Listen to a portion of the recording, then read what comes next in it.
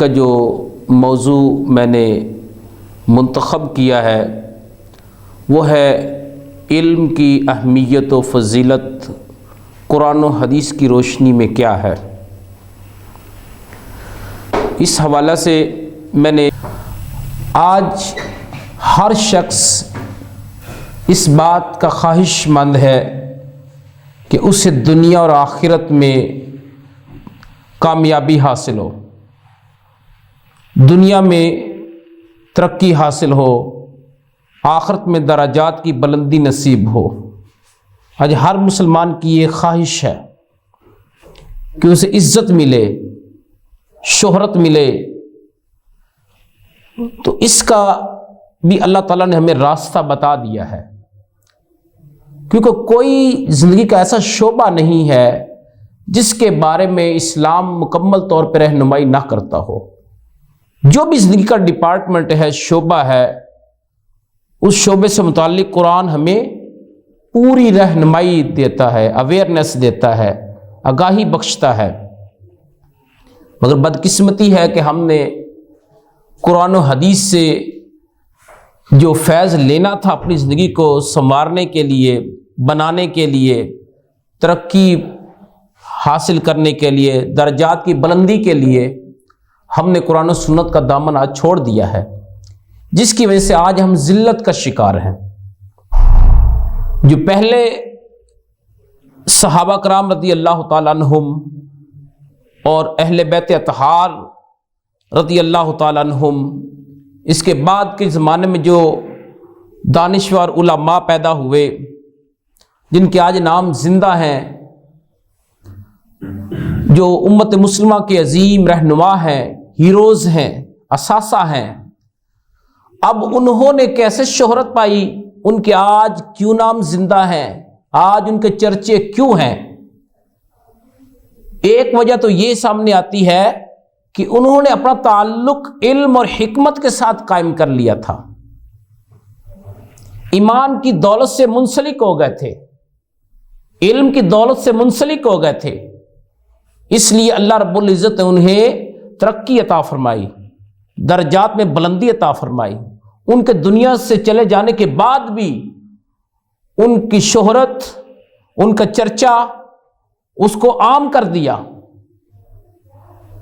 کہ انہوں نے دو چیزیں تھامی، ایک علم اور ایمان، جس کا اس آیت میں بھی تذکرہ آ رہا ہے، سورہ المجادلہ آیت نمبر 11 میں۔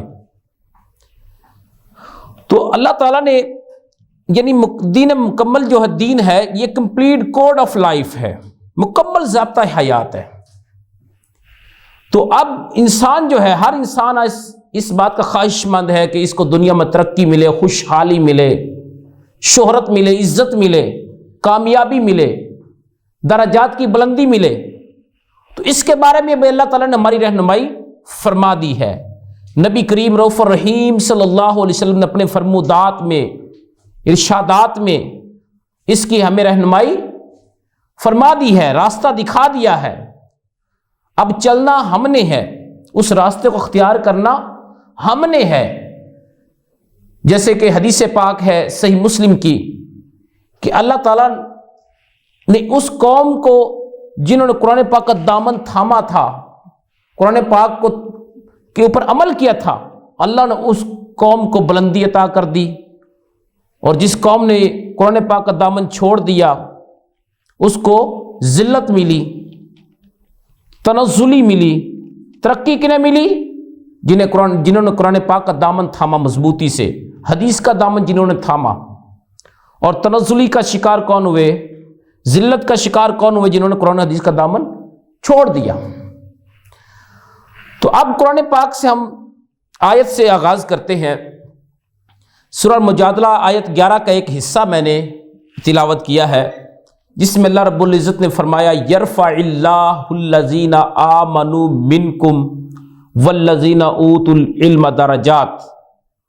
فرمایا کہ اللہ رب العزت تم میں سے ان لوگوں کے درجات بلند کرے گا کہ جنہیں اللہ نے ایمان کی دولت سے نوازا اور جنہیں اللہ نے علم عطا فرمایا، ان کے کیا کرے گا؟ اللہ درجات بلند کرے گا۔ اونچی شان عظمتیں عطا فرمائے گا، انہیں رفعتیں عطا فرمائے گا، دنیا اور آخرت میں عزت کی خیرات عطا فرمائے گا، کہ جنہیں اللہ نے دو چیزیں عطا کر دی، ایک ایمان اور دوسرا علم۔ جنہیں دونوں میں سے ایک چیز ملی وہ خسارے میں ہے۔ ایمان پہلے نمبر پہ ہے، کیونکہ ایمان سے ہی ہر خیر کے، ایمان کی دولت سے نوازا اور جنہیں علم کی دولت سے نوازا، ان کے اللہ تعالیٰ درجات بلند کرے گا۔ جس کو ایمان نہیں ملا، فقط علم ملا، تو علم کیا ہے؟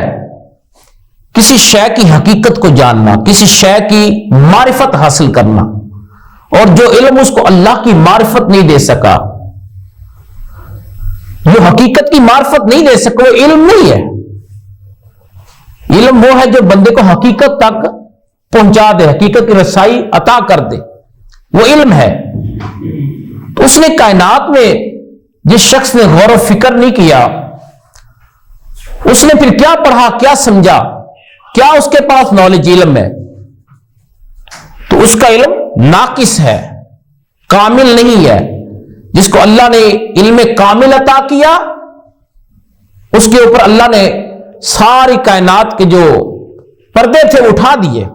جتنا علم ترقی کرتا گیا، اسی طرح اسے پردے اٹھتے چلے گئے، نور اس کو ملتا چلا جائے گا۔ جتنا وہ علم ترقی کمال حاصل کرے گا، تقوی حاصل کرے گا، پرہیزگاری کا دامن تھامے گا، ادب و احترام کا دامن تھامے گا، اس کو اللہ اتنی زیادہ خیرات سے نوازتا رہے گا۔ تو اب اس میں فرمایا کہ پہلے ایمان کا ذکر کیا کہ ایمان کا پہلے ہونا ضروری ہے۔ دوسرے نمبر پہ علم کا ذکر ہے، فرمایا کہ جسے علم عطا کیا، جو ایمان کو پالش کرتا ہے، ایمان کے اندر اضافے کا باعث بنتا ہے، وہ علم ہے، علم نافع ہے۔ علم چونکہ نور ہے، علم جو ہے ایمان کو نکھارتا ہے، ایمان کو تازگی عطا کرتا ہے، چاشنی عطا کرتا ہے، لذت دیتا ہے۔ تو دونوں کا ہونا ضروری ہے۔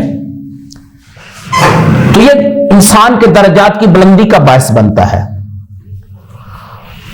تو اور دوسری بات، آپ بہت مشہور قرآن پاک کی آیت ہے جو سورہ طٰہٰ آیت نمبر 114، 16ویں پارے میں اللہ رب العزت فرماتا ہے وَقُلْ رَبِّ زِدْنِي عِلْمًا۔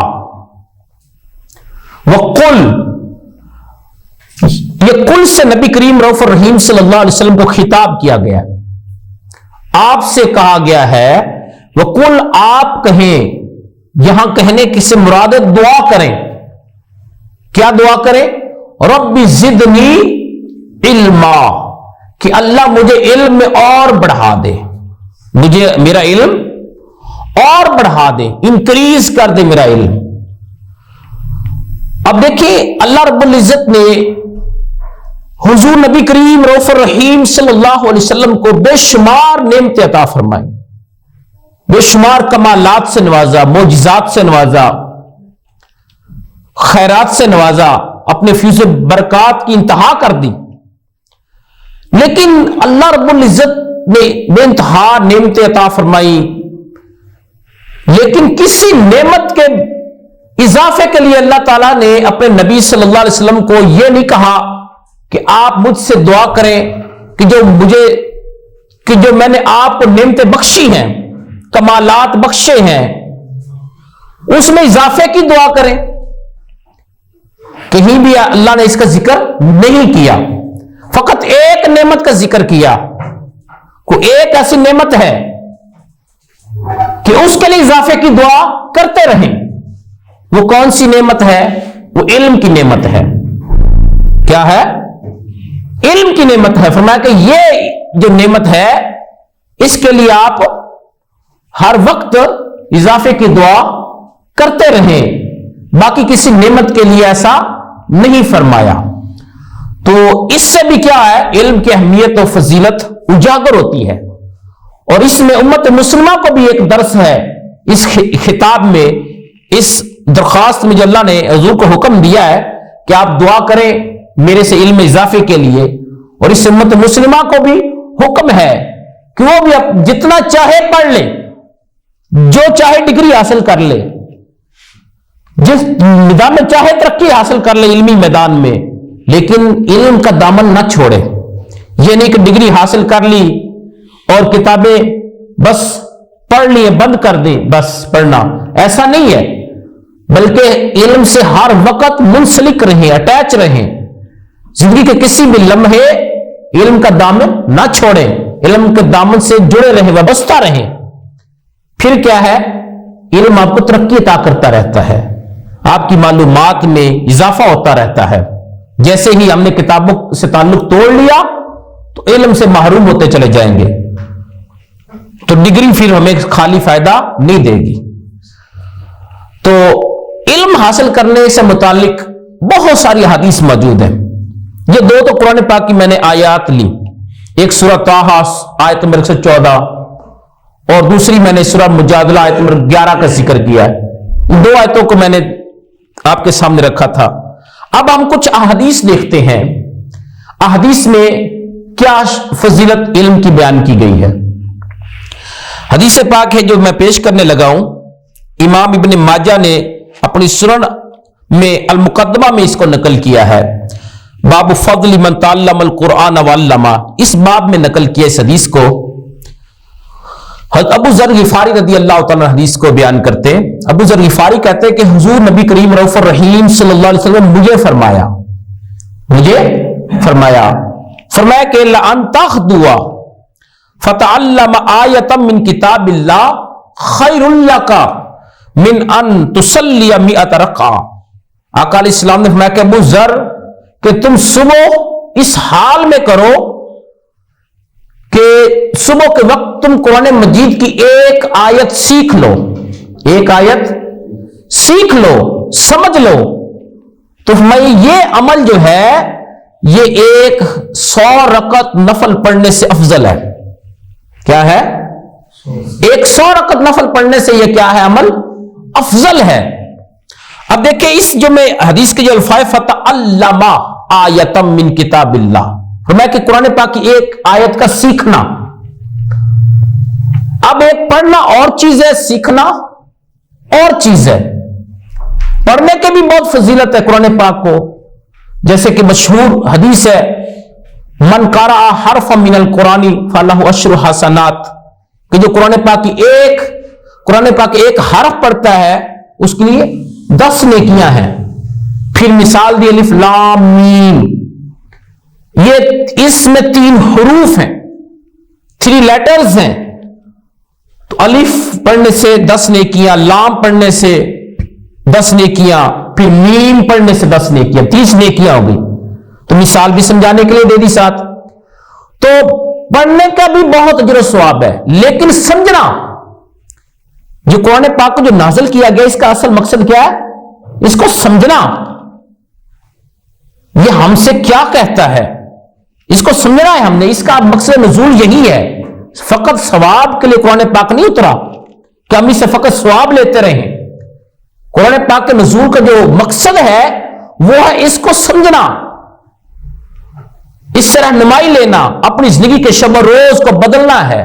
جب تک سمجھیں گے نہیں اس وقت تک اپنی زندگی کے شب و روز ہم بدل نہیں سکیں گے۔ تو قرآن پاک کو جو آج ہمارا رسم و رواج کیا ہے کہ آج ہمارا معمول آج یہ ہے کہ ہم صرف قرآن پاک کو رسمن پڑھتے ہیں۔ کیا پڑھتے ہیں؟ رسمن پڑھتے ہیں۔ جو حقیقی تعلق قرآن سے ہونا چاہیے وہ ہمارا نہیں ہے۔ تو اس میں اس حدیث کے ذریعے نبی کریم رؤوف الرحیم صلی اللہ علیہ وسلم امت مسلمہ کا حقیقی تعلق قرآن سے قائم کرنا چاہتے ہیں، جوڑنا چاہتے ہیں کہ اے امت مسلمہ اپنا جو تعلق ہے قرآن سے رسمن نہ بناؤ، بلکہ کیا تعلق حقیقی قائم کرو۔